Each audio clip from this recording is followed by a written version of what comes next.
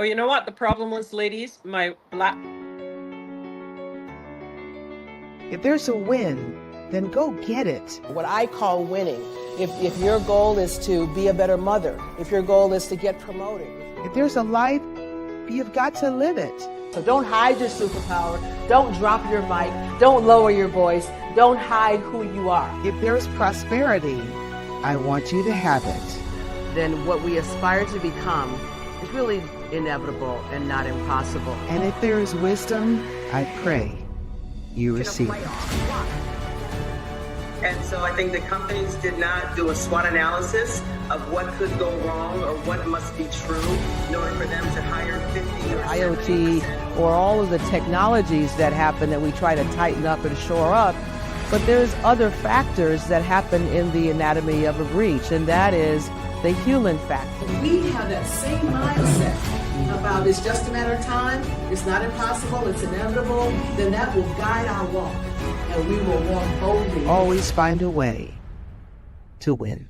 When you have this growth mindset, you say, you know what? I've won before. I can win again. I have so much to offer. I have so much to gain.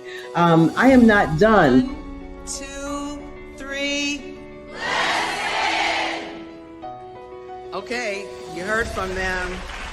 We gotta go. We gotta win. God bless you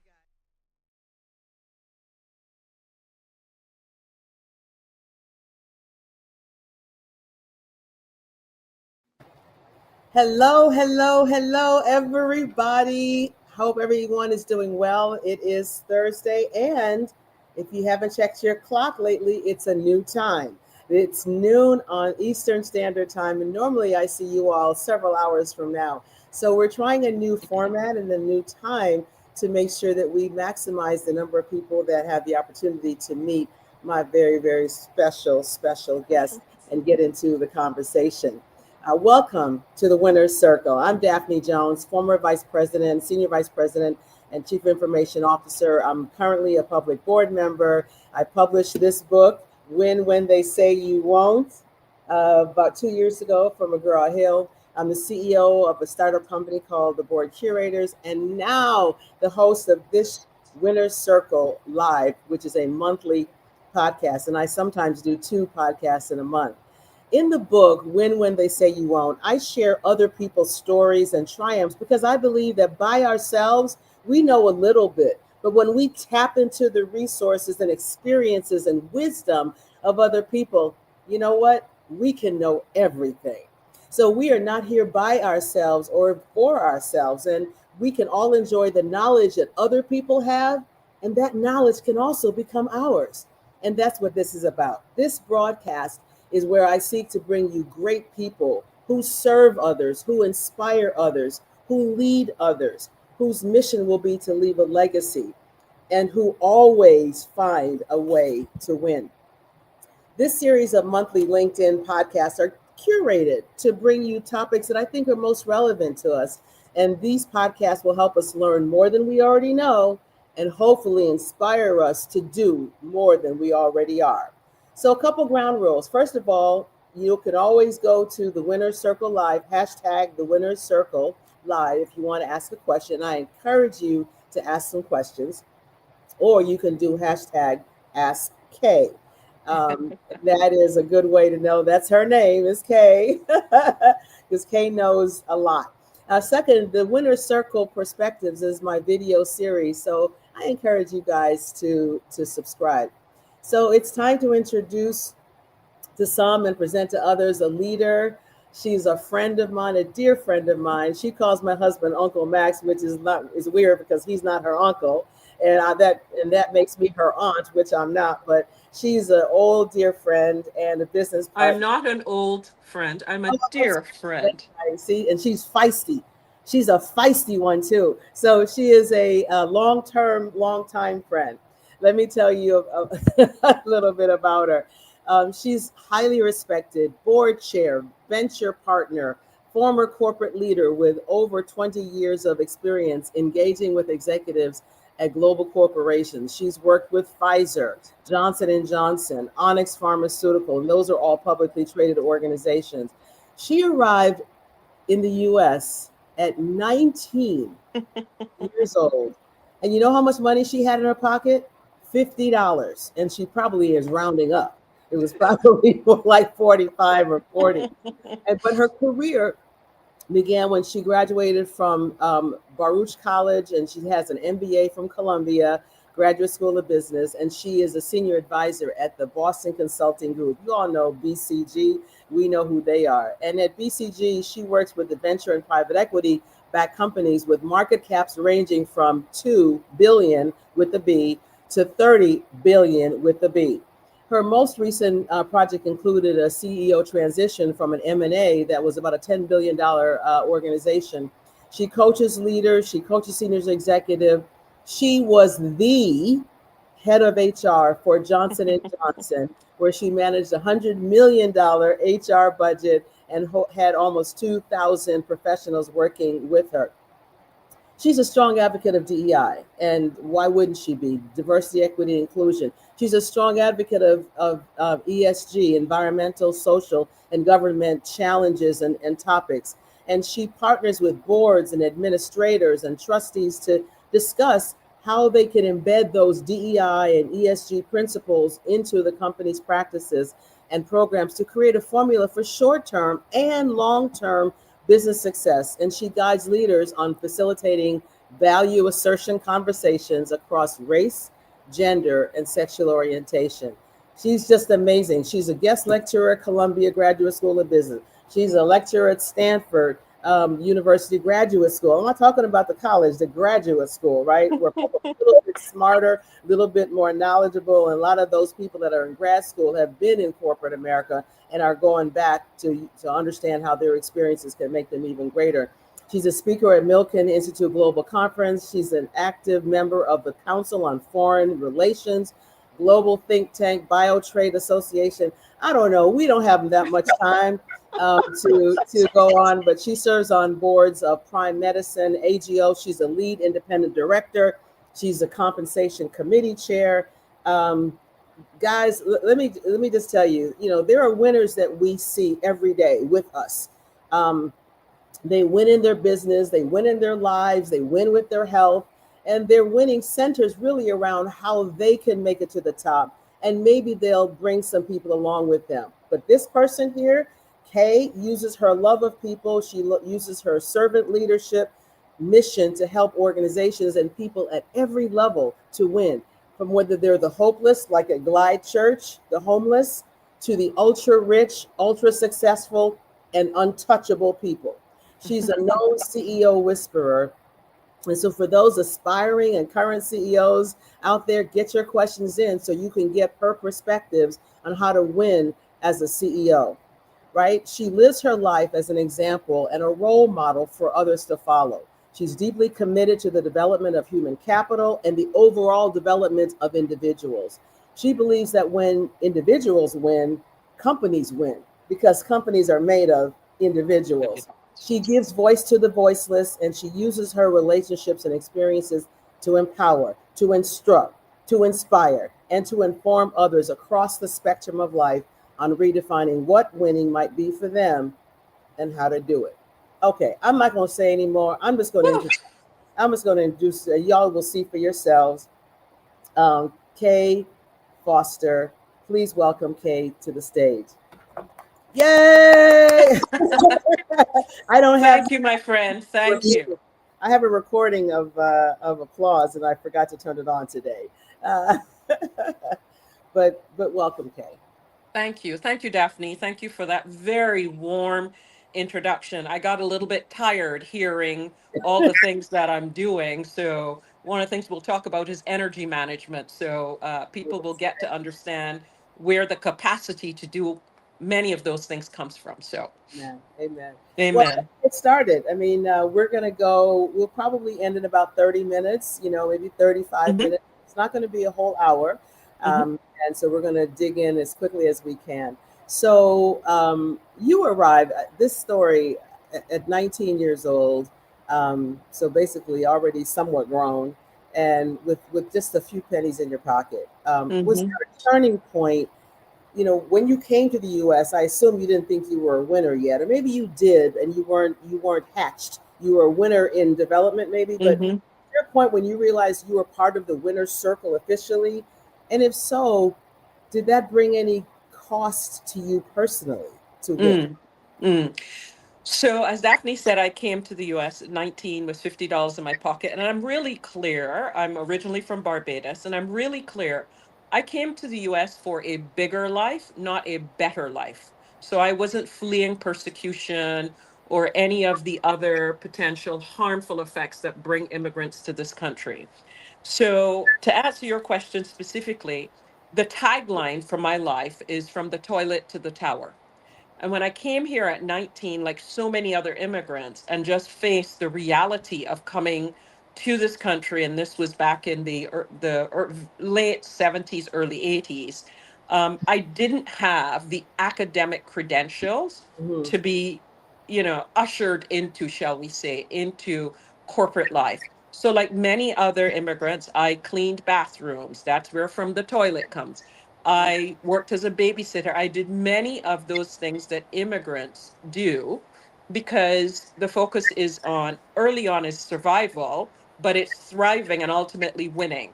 So from the tower is what you described as my role as the chief HR officer at Johnson and Johnson, where I was one of the 7 people that led that company.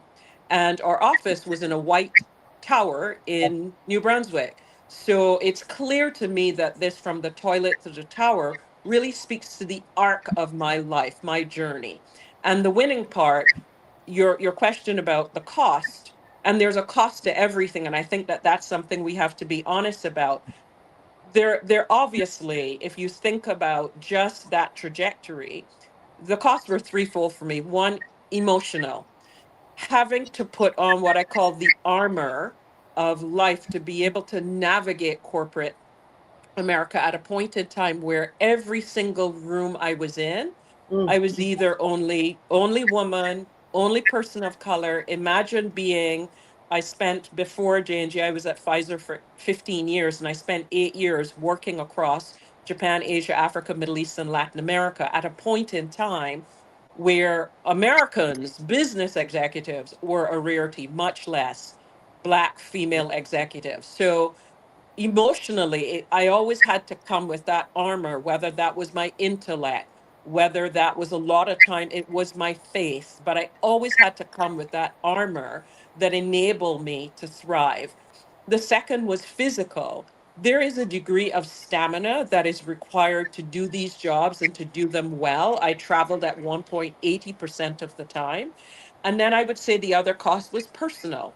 I was a late in life mom and I had 2 children, my kids, and I spent a lot of time away from them when they were young.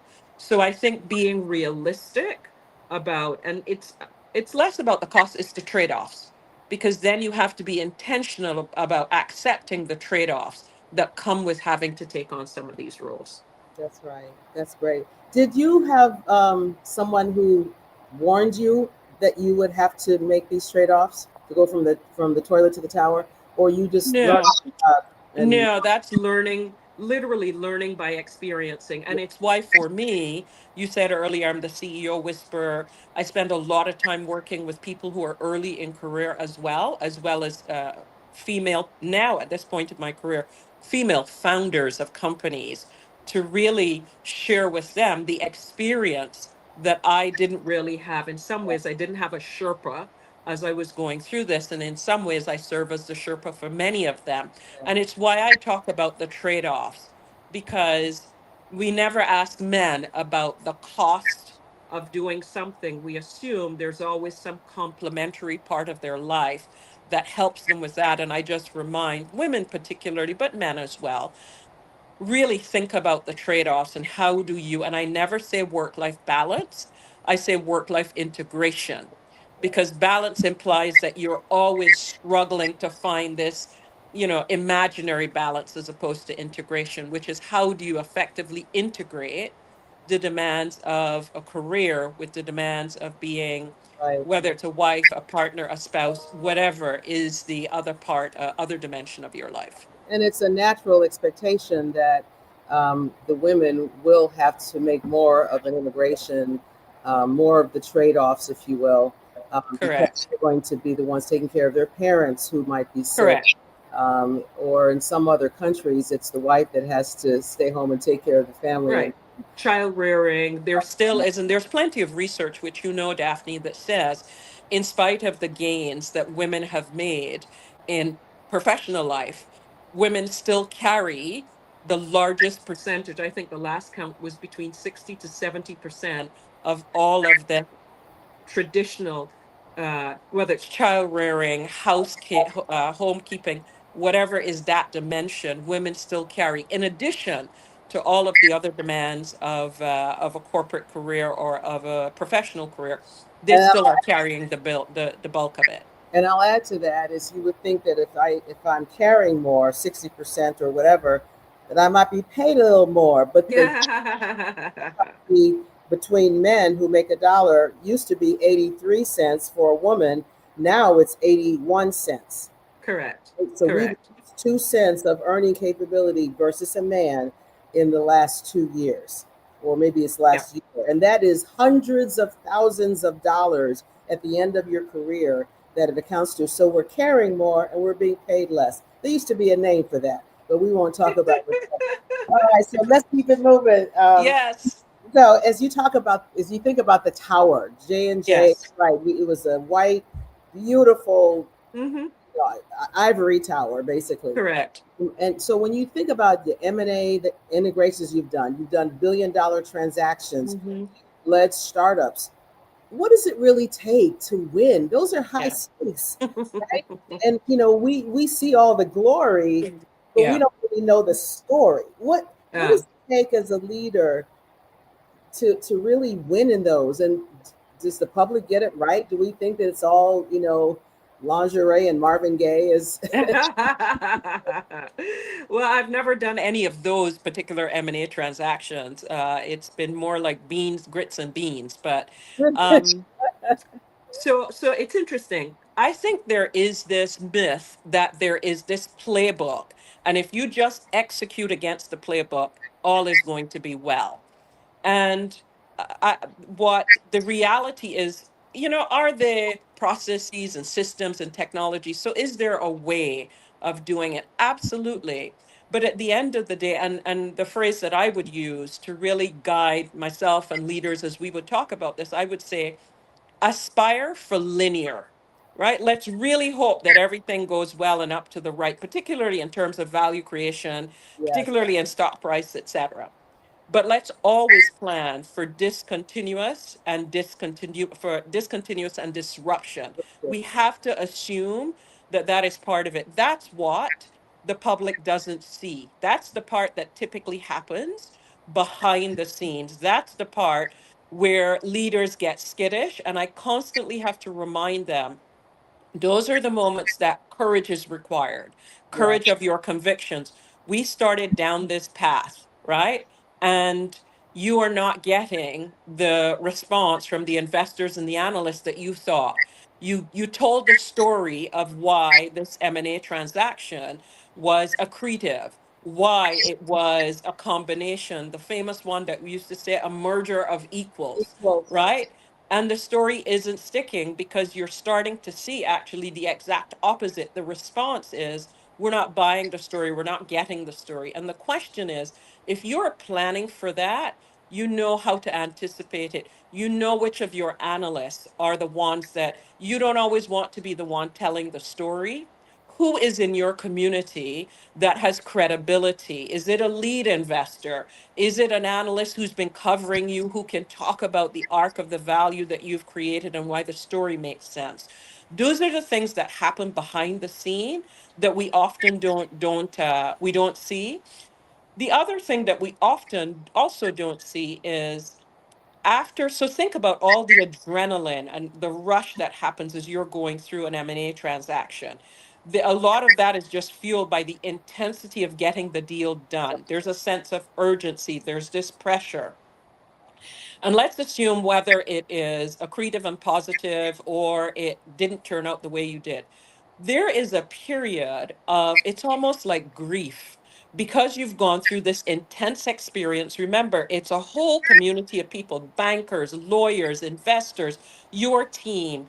There's this entire community of people that are pushing towards hopefully the same objective. Right. And then the deal gets signed, hopefully. And then what next?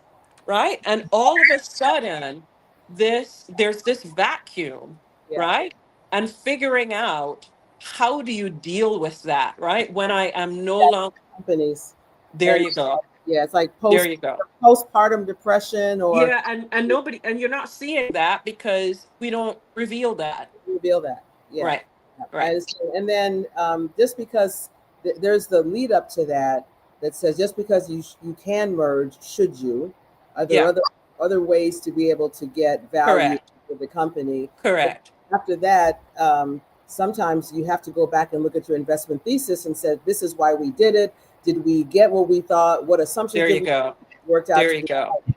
But then if things don't go well, then there's the resilience thing. You got to be able to get off the floor and get back up.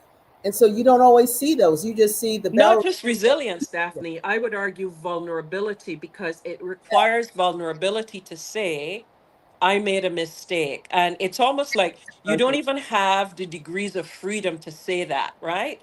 But we are, companies that are solid, and we actually did this when I was at J&J.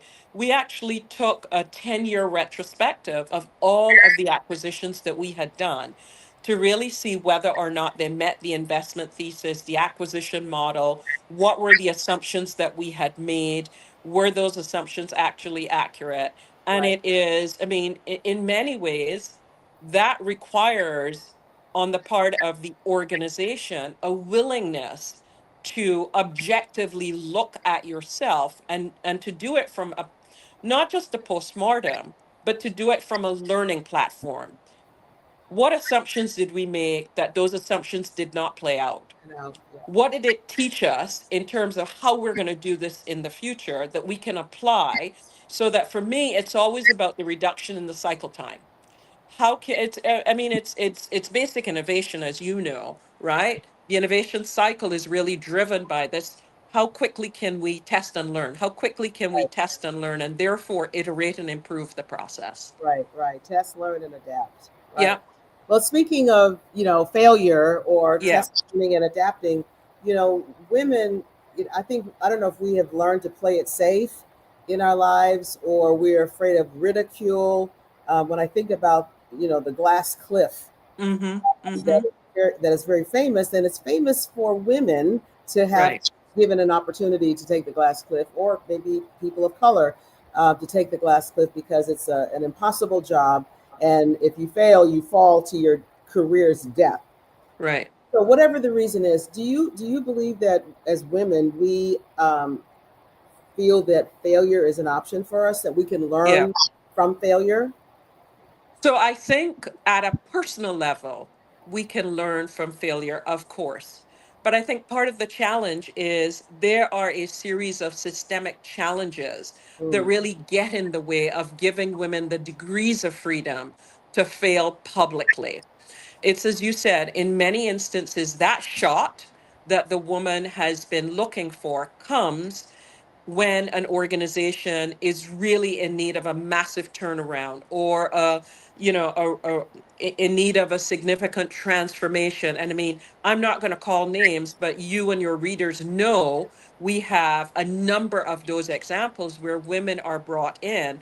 They're given the shot because it seems like an almost impossible task. right. And the challenge is that we still live in, and back to systemic challenges. So this isn't even at the individual level. We still live in an environment where women carry the burden of if a woman fails, all women fail, right? So we still systemically, we're still dealing with my performance represents the performance of an entire gender. So that if you just think about that as that's an insurmountable challenge, but that's the Very reality. sorry. Yeah. That's the reality. I would say the other thing that the consequences, and you referred to it, the consequences for women when those experiences don't turn out as planned or as hoped for, the consequences, typically career consequences for women, are starkly different. It is very difficult to rebound. It is not as easy to then have individuals giving you credit for what you have done in the midst of an insurmountable challenge. And therefore, your ability to rebound from that professional setback is very, very difficult. There at times is a distancing from you. So while there was a lot of ringing of your phone to have you come on and take on this assignment, once things don't play out the way that they should, there is this distancing. And I've worked with a lot of women where the phone stops ringing. And the same individuals who rallied to get that individual to take on that assignment, if it doesn't turn out, there's not that same community of Yeah. support. It's why I say to women, you have to be strategic. So don't just focus on your entry plan, focus on your exit plan. And how do you structure your contract? How do you structure post whatever that period of time, post career success, so that to the extent possible, you remain in control of the choice? Yeah. Because so often we don't think about it that way, and the choice is someone else controls the choice. Yeah. And it's what I counsel when I'm working with women. Yeah. Just hope it's going to work out, and hope is not a Yeah. strategy. Hope is not a strategy, as we all know. Correct. So how do Correct. we? So how do we get women to be more okay with the risk? Because when you hear about all the stories, they say success has many offspring, and Yeah. failure, you're an orphan, right? Yeah. And so, like you say, the phone doesn't ring anymore. But how do you get women to be okay with that risk, given that they could create their entry strategy and their Yep. exit strategy? Yep. What else do we need to do in order for us to take that chance? I always say that if Yeah. you don't leap, you'll never reach. So how Sure. do you help women to leap, Yeah. even though the risk is great that Yeah. they not make it? Yeah, I mean, for me, it is about building community wherever you are. So typically, if I have, and I do a lot of CEO succession and a lot of CEO advisory sessions, and I work with either sitting CEOs who are incumbent or CEOs who are CEO candidates. And, I say to them, make sure that the risk is shared and that the risk is Mm, clear. And what mm, do I mean by that?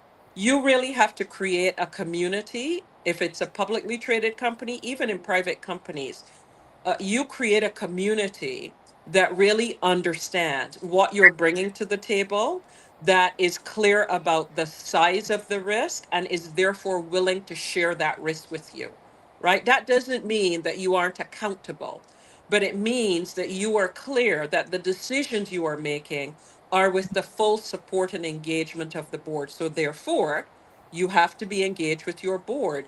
There should not be any light of day between you and your board chair. There should not be any light of day between you and your board chair, your lead independent director. What is the degree of alignment yes. across the board and alignment to what you are setting out to do, right? Is it well understood? Is it shared?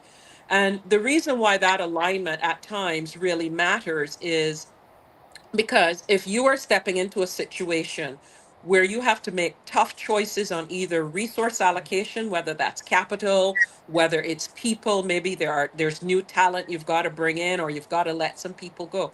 You need the board's alignment and clarity that you're going to make some really tough choices, and they're going to need to be looking long term, not just short term. And they've also got to be willing to be supportive of the story that you're telling. There can't be, and women at times, they aren't investing because they're so busy doing, they're so busy leading. And then the other thing I say to them, and this is true for all CEOs, but particularly for women, there is so much you can do because you have enormous capacity. You have great experience. You have big intellect, right? You have expertise, right? You bring that to the table. And therefore, that's what you can do. but you have to focus on what you must do. And so often we allow what we can do crowd out what we must do. And what we must do is the strategic choices. It's the things that take us out of our comfort zone. We stay in what we can do because it's what we know. We can do it well. We can get marks for doing it. But there are things that you, as the CEO, you are the only person who must do, and you can't delegate that away. And that's where I spend a lot of time with leaders, pushing you, encouraging you from, yeah, you can do that. But you know what? How do you scaffold yourself? There are other people who probably can do it, dare I say, better than you, faster than you, that frees you up. Because a lot of my work with CEOs, how do you build capacity? You have capability, but how do you build capacity? They're only ever 24 hours in the day.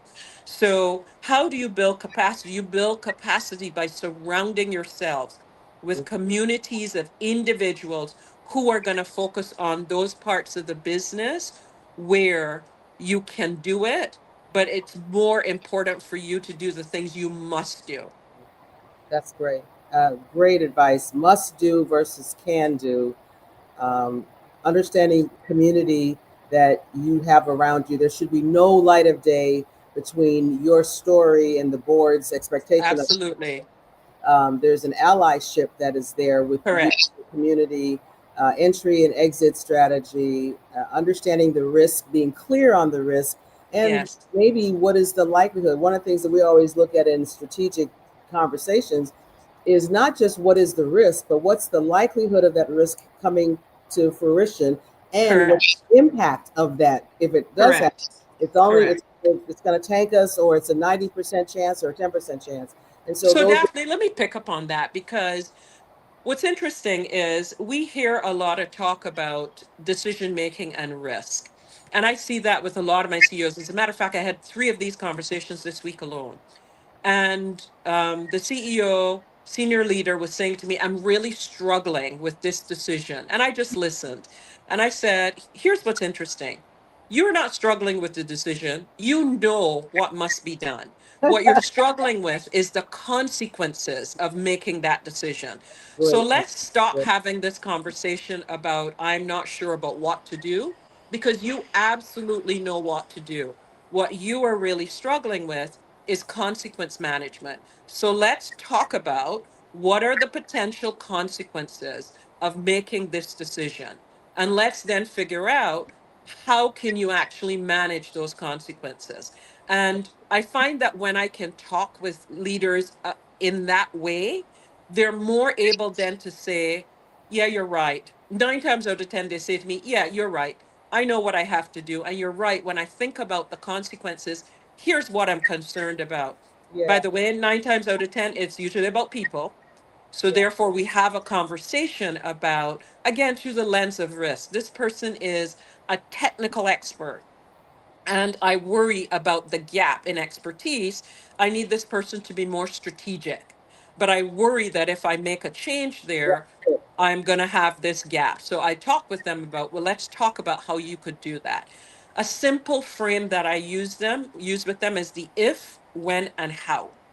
We spend so much time on the if, which is all around, oh boy, if I make this decision, you know, what are all the risks of making this decision? And I say, get over the if as quickly as possible. Spend all of your time on and energy on the when and the how. What is the right time frame to make this decision? How urgent is it to make this decision? And how can I make this decision in the case of people that enables me to treat them in a manner with respect and dignity that is consistent with the stated values of the organization and my stated values as a leader? But Right. that I see that over and over again. And it's not about I don't know what to do. I love it. I got a couple of a question in the comments here. One was, thank you, Stacey. I like the idea of crafting an entry and exit strategy so I can control what I can. Question is, what micro habits build psychological safety Mm, so that women can feel safe to do, as you say, to risk, learn, recover publicly? yeah. What micro habits? What I'm going to share with you is my own personal practices, but I was brought to these practices back in 2008 when I was at Johnson and Johnson. We acquired a company called the Human Performance, called the Corporate Athlete, and we embedded it in a business called the Human Performance Institute.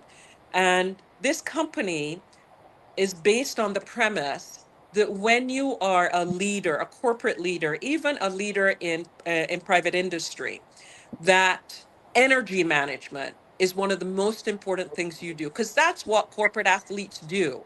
They are constantly training and managing their energy. And the management of energy is defined in a couple of ways. Of course, there is the physical energy, which is in the corporate athlete, it's defined through, they say exercise, I say movement. You have to move this body of yours. It's like anything else. It's like if I left my car in the garage for 10 years and then turned on the ignition and expected it to move. So whatever you do for moving that body, whether it is walking meetings, whether it is, there's this construct now of exercise snacks. So instead of trying to get in an hour of exercise every day, which seems almost impossible, can you do a 10-minute walk?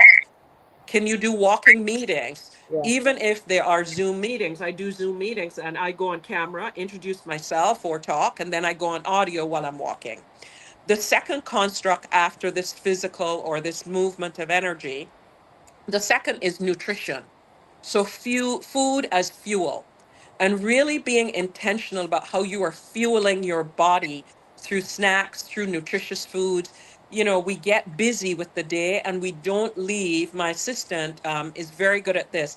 Leaves 15 minutes between meetings, and it's hydration. I have my massive Stanley cup, but nope, I'm not plugging Stanley. I just have a massive cup that I drink water that came from a client. But Right. it's how are you actually using these micro moments Yeah. to fuel that energy? And then the third, which for me is how I start every day, is around spirituality and reflection. And for me, that's prayer, that's meditation, that's journaling, but it is this notion of you have got to manage your energy to increase. Remember, I said earlier, your capacity. We focus so much on capability, we focus on skills. I don't know. I mean, as I like to say, there are all these readiness programs for women. They're none for men because men are born ready. Right. But how do we fuel ourselves? And we fuel ourselves through managing our energy to keep us ready. We don't have to get ready. We are ready. It's staying ready. Stay ready. Yeah. Don't get ready. Stay ready. That's great. So that's a big deal. So I thank for the hashtag energy management that we got. That's what we're going to use. And so I may have one more question. God, I've got so many to choose from here. Let me go to this one. Hmm. You have always come across. Actually, there's going to be two more. You have Yeah. always come across, Case, for as long as I've known you, ever, even now, as 100% authentic. You are in places where you're the only woman, you're the only person of color, you're the only non-American, or whatever the case may be. And I believe that women of color, or people of color and women as well, have had to figure out, should I be Mm. assimilating, Mm-hmm. or can I be authentic? I call it assimilate or authenticate Mm-hmm. in my book, Mm-hmm. but sometimes you just have to get along and know what the guidelines are. Right. How can I be my authentic self? How do I make that decision of Yeah. whether I can be one or the other, or can I always be both? Yeah. One of the things I say is context is decisive. And I think part of it is understanding the environment or the operating context in which you are operating. And I mean, I've had the privilege, and you yourself said that, and you are no different than I am, the opportunity and the privilege of being in places where I call it unparalleled access. Yeah, And this was so true at J&J, being in rooms and in spaces and places where truly it was unparalleled access. So for me, I always carried that as a privilege, not a burden. I always thought of that as both a privilege, but also I also carried that as a sense of responsibility. yeah, And for me, there is something about connection because I am most effective when I'm able to connect. And when I'm able to connect, not in service of me, but in service of others, and in service of others, in service of getting an outcome for the organization. I have to be authentic to do that. You notice that I still have a Barbadian accent, or as we say, a Bajan accent. That is never going away. That is just a part of who I am. I am a person of deep faith. And I don't hide that. It's so interesting. I'll tell you a story that happened at Johnson and Johnson, and this was a couple of decades ago. One of the things I would do is I would bring employee resource groups together, and I would just spend that time talking with them about my own experience and my journey. And one afternoon, we had our Black employee resource group together, and it turned out that I got a request to just have a conversation with the Black men in the organization, which I did. And the night before, I had prepared a couple of slides, and I was ready to talk about leadership and core values, et cetera. And as I always do, I just again, from a place of faith, just asked for wisdom to be of service to these men who had come together. And I walked into the room, and something said to me, put the slides down, don't even put up the PowerPoint, which I did. And I said that to them. I said, I prepared, I have slides, the whole 9 yards, but I just wanted to have a bit of an authentic conversation with you. I said, I don't know how many of you know my journey, but I talked about my journey. One of the individuals in that room raised his hand, and he shared with me that he was a pastor of a church, and he never shared that in the workplace. He never felt comfortable sharing in the workplace. He even participated in jokes and other things, to your point about getting along, go along to get along. And he participated in ways that then he would have to go home and to be on his knees about. And just that duality of what you said about authentic versus being, right, versus assimilating. And for me, continuing to show up this way is creating access for others, permission for others to be able to share their authentic story. You said it at the beginning, it is through our stories that people understand. And we create access. Our stories are completely about access and permission for others. So I offer that to you and our viewers and our listeners today, because that is a way that each and every one of you can really start to have what I call the multiplier effect. Tell your story, be authentic about your story, particularly when you sit in positions of power. We didn't talk about power. Maybe we'll come back and we'll talk about power another day, but Back. You're coming power back. is a topic, my friend, particularly women and people of color. We have a hard time talking about power, and I talk about power openly and constructively. Yes, yeah. There's some a Japanese art form called kintsugi, Yes. right? And kintsugi is where if a glass bowl or ceramic bowl, whatever, breaks, they Yep. don't throw the bowl away. No. They put it They together repair it. into Yes. gold, which makes it Yes. more beautiful and Beautiful and more valuable. makes it stronger and more valuable.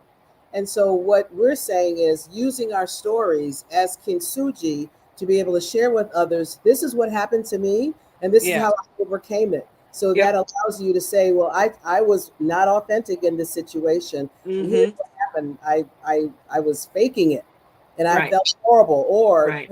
so Right. whatever the story is, I think we can use kintsugi as an example to say, don't hide that, own that which you think Correct. weakness, own that issue that you Yeah. have, Well, I uh, call it own that vulnerability, own the right? vulnerability. Yeah, Yes, because I think when we call it a weakness, yeah, it doesn't allow us to really admit to that, right? As opposed to it's a vulnerability. And what I taught when I coach leaders, I say to them, the way to think about these things is either reinforcing or redirecting, right? As opposed to stop, start, continue. Yes, you can do that. But to me, back to energy management, you may have a set of practices or leadership behaviors, and they require energy. but they're not being effective. So when you get that insight about what is not being effective, how can you redirect what is not being effective? Take that energy and redirect that energy to what you need to reinforce. It's like taking capital. You know, my There you husband go. and I are in the middle of trying to figure out about selling properties, There and you go. we're just going to put it in the bank per se. But even if we did, that's a reallocation of the capital. Absolutely. Sitting right here, where else can it go to be There more you go. impactful in our lives? There So you go. Stacy says that was refreshing. Kaye was the ultimate leader at J&J, so somebody knew you. I was at J&J too. Okay. Thank you both for the reminder. Oh, I lost it. Thank you both for the reminder to manage my capacity and in my authentic truth while treating colleagues with dignity and respect. Continued blessings. Kaye, I've got a couple more questions, but they're lightning round stuff. Yeah. Uh, if you could have dinner with any historical figure, dead or alive, Mm-hmm. who would it be and why? So right now, I am deep in Stoicism.